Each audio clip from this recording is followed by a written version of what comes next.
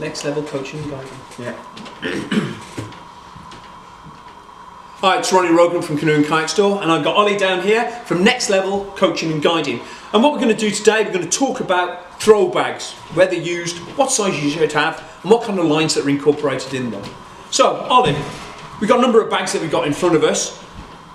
I'm a beginner, I've come up to you, I've done a couple of courses, not too sure what to buy. What's your advice?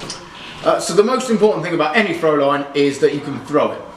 If you can throw it to reach its target, then that's aim number one. So basically, if I can't throw a 20 metre, you're saying it's no good for me? Yes. Yeah?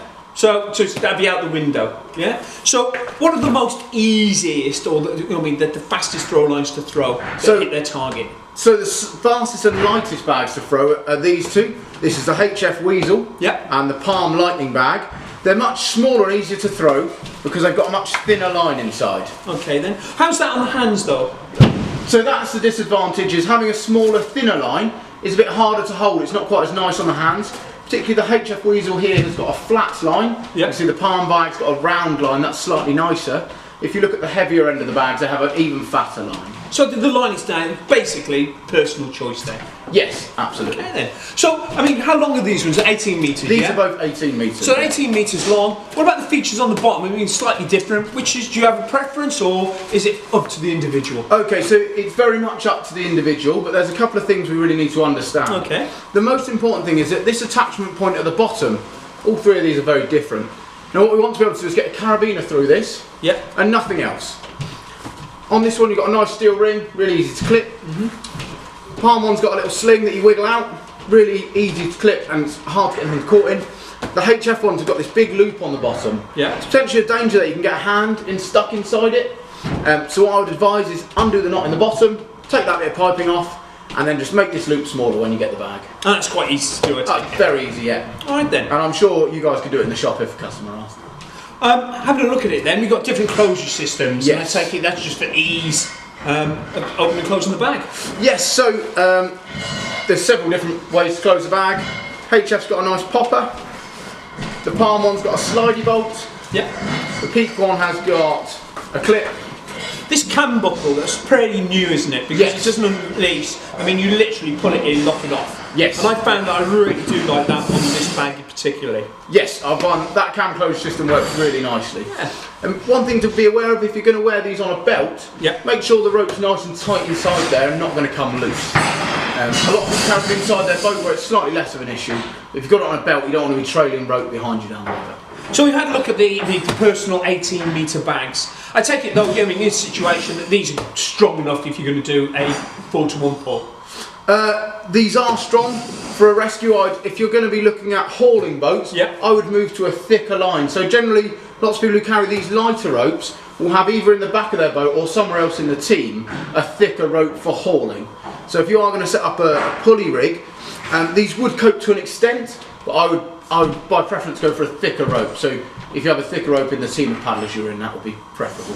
And we've had a look at these are 18 metres, coming up into the middle size then, 15 metres, and then we're moving on to 20. What would you say would be the minimum or the best bag for a UK river as your first bag? So I find a 20 metre bag is perfect. By the time you've taken a small amount of rope out, you've still got plenty left to reach the other side. That being said, an 18 isn't too short. I've generally found 15s to be just slightly too short, particularly if I'm carrying it as my only line. So if I'm carrying anything less than a 20, I'd want to be quite aware of whether I had a second rope in my boat maybe, or just make sure everybody else in my team has got a different length of line potentially. And I'm taking the 20 metre you're talking about as a river leader, guider, instructor, that's what you're looking at. But for me, a 15 would be fine, wouldn't it? So a 15 does throw, it's fine as an individual bag.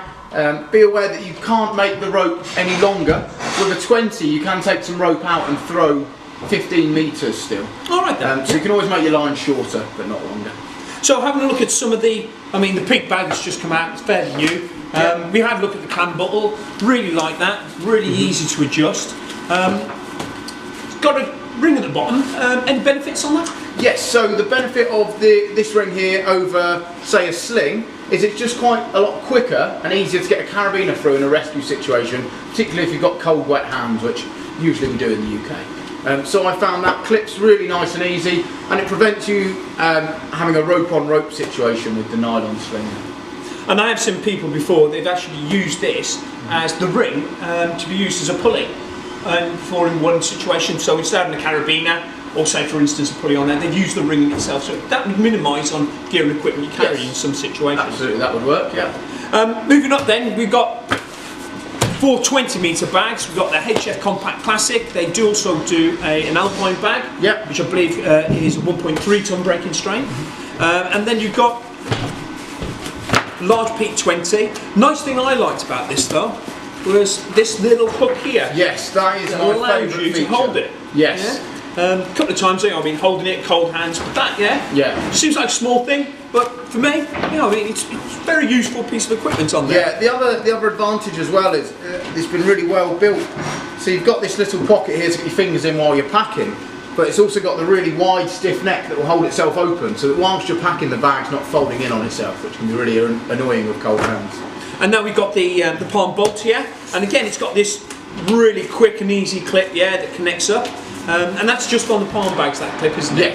Yes, unique to the palm bag. So each brand has got their unique closure system. Parton's got 2 different ones, and they're all fine. Go out and have a go and ask people what they think on theirs. I would say is the advice there. And these bags, mountable, I take it, on most of the rescue belts. I do know that the HF one, especially the Compact Classic, it's very clean, line, and only has 1 hook on it. Yes. Yeah. So that doesn't mount on the belt. This one, they've got the weasel here for mounting on the belt. Yeah. All the others have got points to attach onto a belt with, if that's how you choose to wear it. So if I was to sum up, it's a personal choice for yourself. If you're going to say, it's my first bag, I want something to do it all, I'm a medium-sized paddler, so I got a fairly good throw. Which bag would you suggest, in size and weight for me? I would say I'd be looking for a 20-metre line, and as fat a rope as you're comfortable to throw. My choice is this peak line here.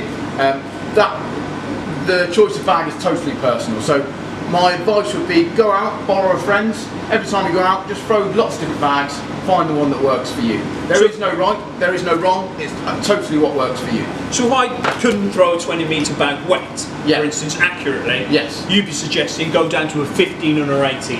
Yes, so I would be suggesting before you take length off the line, so if you can't throw a heavy 20 metre, find a thinner 20 metre, and then maybe move down to a thin 18 metre, because it's really nice to have that length of line if you can throw it. If you're struggling to throw an 18, then I would maybe move down to a 15 or a nice thick 15. I found in the shop itself the 18 metres though, for an individual bag, where a person's paddling in a bigger group where they have 20s, seems to be something that's really popular. These 18 metre lightweight bags are really fantastic. They're a nice option, especially for smaller paddlers who really struggle to throw such a heavy rope. They're hardly any shorter, very accurate, very easy to throw, and a really fantastic bit of kit. Well, cool. Ollie, thanks for your advice today, and hopefully, people get the right bag, right choice. Excellent, no problem.